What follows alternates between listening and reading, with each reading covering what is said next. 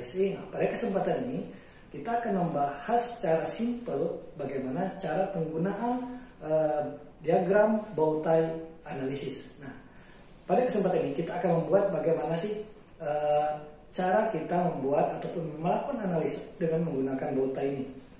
Nah, seperti kita tahu atau analisa dasi kupu-kupu ini secara nama dia udah berbentuk seperti kupu-kupu ya rekan-rekan. Nah, tapi kita lihat lagi ya, dalam melakukan suatu analisa kita akan mengidentifikasi hazard terlebih dahulu dari suatu aktivitas. Apabila hazard ini sudah kita identifikasi, maka kita akan menemukan top event risk dari suatu aktivitas tersebut. Jadi di sini akan kita lihat top event risknya seperti apa. Nah, dari top event risk ini sendiri, rekan-rekan bisa kita lihat apa saja konsekuensi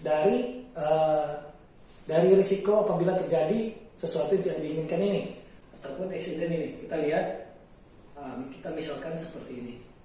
Nah, di sini adalah konsekuensi. Ini kita lihat, ini kita buat, ini adalah konsekuensi ataupun konsekuensi dari top event risk itu sendiri. Nah, bermacam-macam konsekuensi ini bisa ada beberapa item yang bisa kita identifikasi. Misalkan 1, kemudian 2 dan 3. Nah, kita lihat seperti ini. Risiko ini terjadi juga rekan-rekan biasanya diawali dengan ada penyebab langsung ataupun tak langsung.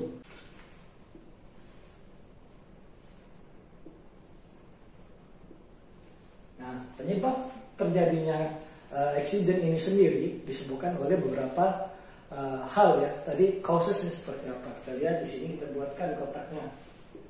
Di sini cause bisa disebut dengan threat ataupun ancamannya. Di sini misalkan ada beberapa yang telah kita identifikasi terkait dengan penyebab terjadinya kecelakaan ini. Nah, simpelnya seperti ini kita lihat. Ini adalah penyebab terjadinya kecelakaan. Nah, di sini dalam melakukan analisa menggunakan bow tie ini, bagaimana sih ancaman ataupun penyebab ini sehingga tidak menyebabkan terjadinya kecelakaan, yaitu adanya barrier-barrier di sini. Kita lihat barrier-barriernya bisa 1 ataupun 2. Nah, ini adalah barrier sehingga ataupun kontrol, hierarki kontrol yang in place, sehingga ancaman ataupun hal-hal yang bisa menyebabkan potensial terjadinya kecelakaan ini bisa kita kontrol di barrier-barrier ini. Nah, ini seperti ini. Kemudian apabila barrier tidak berjalan dengan sempurna, maka akan terjadilah accident.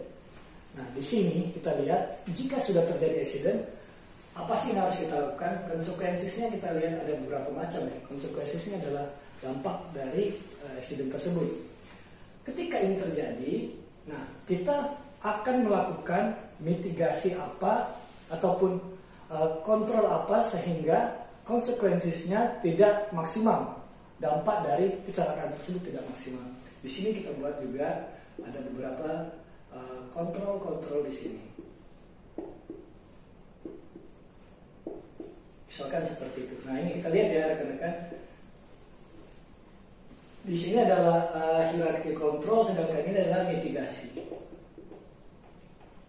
Nah, kita contohkan saja simple, misalkan satu kecelakaan, misalkan tabrakan, ini aktivitasnya hazardnya berkendara. Top eventnya adalah menabrak ataupun kecelakaan, car crash. Nah, jika sudah terjadi tabrakan seperti ini, kemungkinan untuk terjadi konsekuensinya adalah misalnya kita lihat satu fatality. Ini kita ambil saja yang the worst case, bisa ini terjadi fatality. Fatality ini baik bisa itu dari penumpang ataupun pengendara sendiri ataupun dari pihak pejalan kaki ataupun dari pengguna jalan yang lain. Nah, ini kita lihat fatality.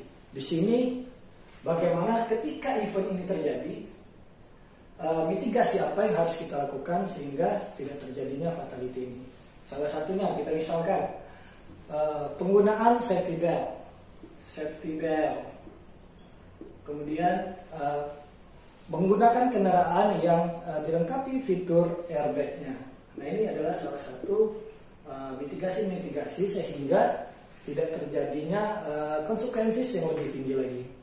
Nah, sedangkan untuk car crash ini sendiri, penyebabnya apa? Salah satunya penyebabnya adalah driver ataupun pengemudi yang mengantuk, sleepy driver. Nah, kita lihat sleepy driver, pengemudi yang mengantuk. Bagaimana sih mengantuk ini tidak menyebabkan terjadi kecelakaan? Ini barriernya apa? Barriernya adalah misalkan istirahat yang cukup. Istirahat cukup ya salah satunya istirahat cukup. Nah, barrier inilah yang bisa menyebabkan mengurangi ataupun tidak terjadinya kecelakaan. Nah, sesimpel itu rekan-rekan terkait dengan penggunaan bow tie analisis ini sendiri. Itu saja singkat dari saya. Terima kasih. Assalamualaikum warahmatullahi wabarakatuh.